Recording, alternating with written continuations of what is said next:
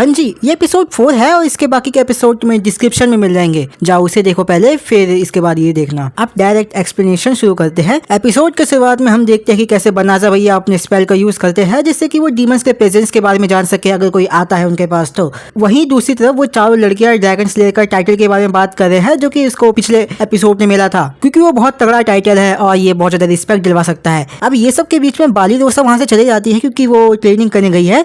ऐसा नहीं है, बाली रोसा वहां से चले जाती है क्योंकि वो उदास है, उसे भी एक टाइटल चाहिए जिससे कि वो अपने डैड की तरह ही नाइट बन सके, जिससे कि वो जिंदगी जी सके जैसे उसके डैड ने जी थी, एक हैप्पी फैमिली बन के। कि तभी एक कैरेक्टर की एंट्री होती है जो बाली रोसा से बात करता है, जिसमें उसे बनाजा से बात करना था और वो उसका पता पूछ रहा था। तो वो उससे पूछता है कि वो कहाँ पे है। बाली रोसा उससे पूछती है कि आखिर तुम हो कौन, क्या रिश्ता है तुम्हारा उससे। तो वो बताता है कि मैं फेनलिस को जानता हूँ और उससे ही मिलने आया था। बाली रोसा अपनी तलवार उस पर पॉइंट कर देती है क्योंकि वो डार्क आर्मी से था। वो एक डीमन है जिसमें वो अपना नाम बताता है गोजल, और वो चले जाता है ये कह के कि मैं फिर कभी आऊंगा। फेनलिस और बनाजा बाली रोसा के पास आते हैं जिसमें वो उसे कहते हैं कि जिससे तुम अभी बात कर रही थी वो डार्क वन था। अब उन्हें ये चीज इसलिए पता चलता है कि जो बनाजा ने स्पेल यूज करा था उससे उसकी आइडेंटिटी रिवील हो चुकी थी। अब ये जानने के बाद बाली रोसा कांपने लगती है क्योंकि वो उसके सामने था डार्क वन जिससे वो लड़ रहे हैं इतने सालों से। अब हम देखते हैं कि कैसे गोजाल यानी कि डार्क वन बनाजा के घर में आया हुआ है और बनाजा फुल चिल मूड में है और उसका स्वागत करता है। उसका प्रपोजल यही था कि वो बनाजा उसकी आर्मी को ज्वाइन कर ले, लेकिन बनाजा भैया हमारे मना कर देते हैं ज्वाइन करने के लिए क्योंकि वो किसी और दुनिया से आया है और उसका कोई ऐसा मोटिव भी नहीं है लड़ने का। उसे तो ये भी नहीं पता है कि आखिर वो लड़ क्यों रहे हैं, जिसमें डार्क वन ये बताता है कि वो लड़ क्यों रहे हैं, उसका रीजन क्या है लड़ने का। और हाँ, बाली रोसा भी उनके बीच में बैठी हुई है लेकिन बेहोश हो चुकी है तो उसका कुछ मतलब नहीं बनता है। अब ये जो वॉर का रीजन है वो एक प्रकार का रिवेंज भी है और नहीं भी है, क्योंकि सेम मुझे एओटी जैसा ही रीजन लग रहा है जिसमें सामने वाले का सम्मान को ठेस पहुंचाई जाती है और उस पर ऑपरेशन करा जाता है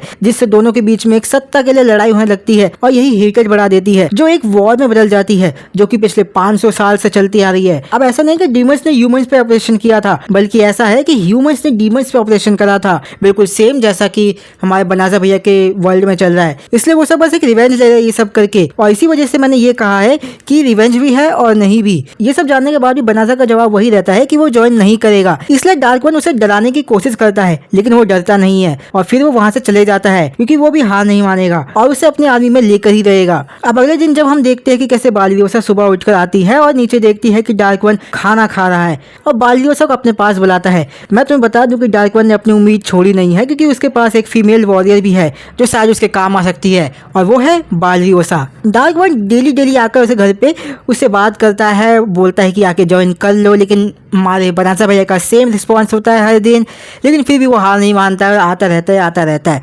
लेकिन इसी बीच में वो बाली रोसा से भी बात करता है। मेरे को लगता है कि डार्क वन को बाली रोसा से प्यार हो चुका है इसलिए वो ज्यादा उसके पास जाता है, लेकिन ये सब होने के बाद भी बाली रोसा उसे इग्नोर करती रहती है क्योंकि वो नहीं चाहती है उससे मिलना, क्योंकि उसे तो ये लग रहा है कि शायद वो उसे मारने के लिए आया है, क्योंकि जब वो पहली बार उससे मिली थी तो उसने उस पर स्वॉर्ड पॉइंट करी थी और उससे डर लग रहा है। अब वहीं कैसल में देखो तो ये बात घूम गई है कि बनाजा भैया डार्क आर्मी के लिए काम कर रहे हैं। कासल का एक स्पाई है जो उस पर नजर रखा हुआ है और वो देखते कि कैसे डेली एक डीमन आता है बनाजा के पास और उसे बात करता है। अब इसलिए उन्हें ये लगना शुरू हो गया है कि वो शायद उनके पास ज्वाइन हो चुका है या फिर उनसे बातचीत कर रहा है या ज्वाइन होने वाला है। ये चीज राजा को इरिटेट करती है कि कैसे उसने उसका प्रपोजल छोड़ के डार्क आर्मी ज्वाइन कर लिया है, इसलिए वो उस पर अटैक करने का आदेश दे देता है। लेकिन उसकी बेटी वो करने से मना कर देती है क्योंकि वो ये कहती है कि शायद वो ज्वाइन ना हुआ हो, हमें उससे बात करनी चाहिए। लेकिन राजा मना कर देता है कि उसे ऐसा लगता है कि उसकी बेटी जो कह रही है वो सब आइडियल आइडियाज है जिससे कंट्री को संभाला नहीं जा सकता है। अब हीरो आता है और वो ये बोलता है कि मुझे अपनी आर्मी दे दो, मैं उसे किसी भी तरह से मेरा ऑर्डर मनवा के रहूंगा कि मेरे को ज्वाइन करो और डार्क आर्मी को हराने में मेरे साथ दो। वो चले जाता है और बनाजा भैया बाहर उनसे बात करते हैं कि वो इंटरेस्टेड नहीं है ज्वाइन करने के लिए अभी भी, लेकिन वो हीरो ये बोलता है कि अगर तुम ज्वाइन नहीं करोगे तो तुम्हारे साथ बुरा हाल किया जाएगा और ये लड़कियों को अरेस्ट कर लिया जाएगा। बनाजा भैया का बिल्कुल भी कोई इंटरेस्ट नहीं है क्योंकि वो ये सब ज्वाइन होने के लिए नहीं कर रहा है, क्योंकि वो सच में ये सब नहीं चाहता है। इसलिए वो ये तय करता है कि वो ना तो डीमंस के साइड होगा और ना ही हीरो के साइड, वो वॉर चाहता ही नहीं है।